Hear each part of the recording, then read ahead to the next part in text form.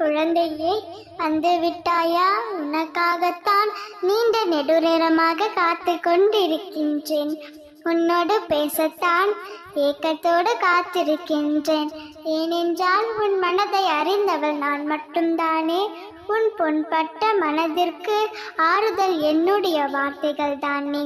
உன் எதிர்காலத்தின் பலம் என்னுடைய சத்திய வாக்கு ஒன்றுதானே.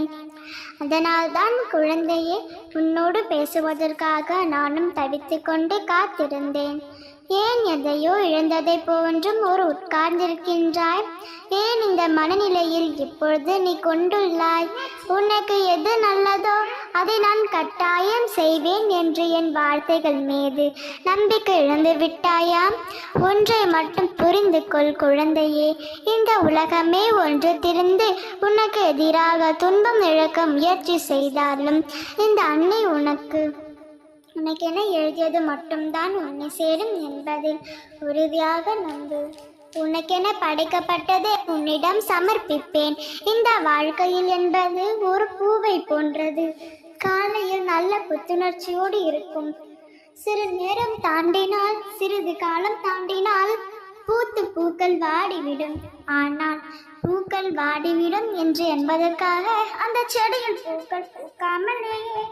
அதே போலத்தான் குழந்தையே, வாழ்க்கையில் கஷ்டம் சந்தோஷம் இரண்டுமே ஒரு நாள் பூக்கும், ஒரு நாள் வாடிவிடும். ஒன்று உதிர்ந்து போனால் மற்றொன்று அவ்விடத்தில் பூக்கும்.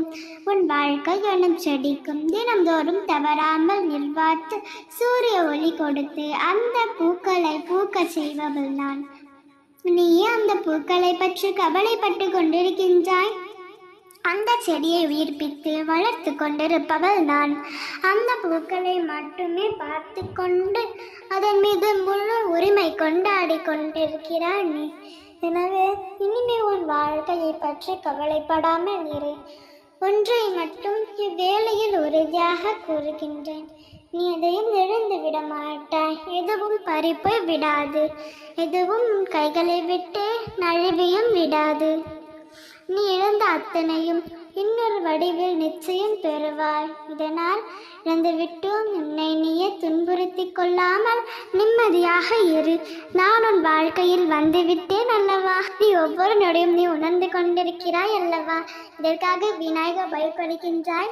பயப்படாதே, உன்னுடன் நான் இருக்கின்றேன். நல்லதை நடத்தி தருவேன். நம்பிக்கையோடு இரு, நல்லதே நடக்கும். ஓம் சக்தி, ஓம் ஆதிபராசக்தி. எதற்கும் கவலைப்படாதே, நிச்சயம் உன் வாழ்வில் நல்லது நடக்கும். ஓம் சக்தி, ஓம் ஆதிபராசக்தி.